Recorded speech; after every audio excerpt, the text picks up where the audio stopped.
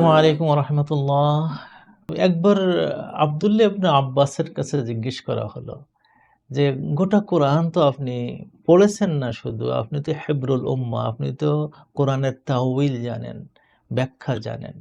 তো আপনি বলুন তো যে কোন আয়াতটা আমাদের মনের মধ্যে সবচেয়ে রেখাপাত করে, সুন্দর লাগে, আশা জাগায়, ভালো লাগে?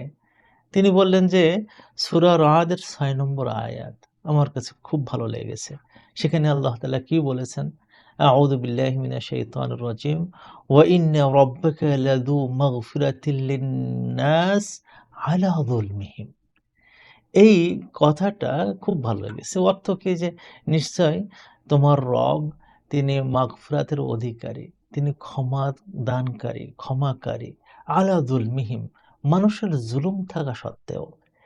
তো তার কাছে ভালো লাগলো কেন? যখন জিজ্ঞেস করা হলো যে, "আপনি একটু ব্যাখ্যা দিন, কেন ভালো লাগলো?"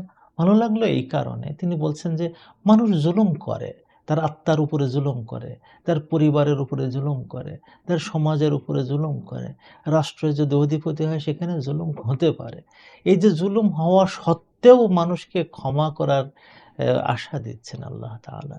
এইজন্য যখন কোনো মানুষ অপরাধ করে ফেলে, পাপ করে ফেলে, ভুল করে ফেলে, সে যেন নিরাশ না হয়ে যায়, সে যেন হতাশ না হয়ে যায়, সে যেন আল্লাহর দিকে তাকিয়ে থাকে। এই আয়াতটা আমাদের কি শিখায়? আমাদের শিখায় যে আমরা জুলুম করব না, আমরা জুলুমের দিকে যাব না। কারণ জুলুমটা অন্ধকার, আমার জীবনটাকে সর্বনাশ করে দিচ্ছে।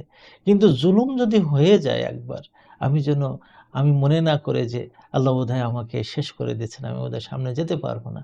আল্লাহ বলছেন যে, এখনো আমি ক্ষমাশীল। এটাই হলো আমাদের শিক্ষা, যে আমরা যেন আল্লাহকে না ভুলি, সমস্ত কাজের জন্য আল্লাহর দিকে ফিরে আসি। আসসালামু আলাইকুম।